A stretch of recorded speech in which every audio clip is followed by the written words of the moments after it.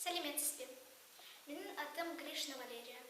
Мен солтүстік Қазақстан, Қызылжар ауданы, Пресновка орта мектебінде 6 сыныбында оқимын. Мен кітап оқуды жақсы көремін. Кітап қымбат дос, халық қазынасы, сарқылмас білім бұлағы. Кітап шебер ұстаз, тілсіз мұғалім. Абай Құнанбаев, ойға түстім, толғандым.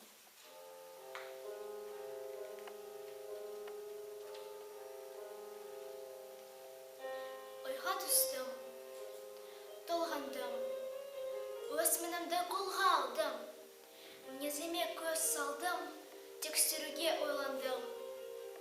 Өзіме өзім жақпадым, енді қайда сиялдым, қалап алған көп мінез, қалайша қылып тыялдым. Бойдағы мұнды сынасам, тау тасынас аз емес, жүрегімді байқасам, инеден таза емес. Аршып алып тастауға, апандағы сәс емес.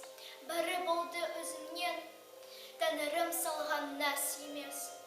Осынша ақмақ болғаным, көрінгенге қызықтым. Әділетті жүректің, әділеттін бұзыппын.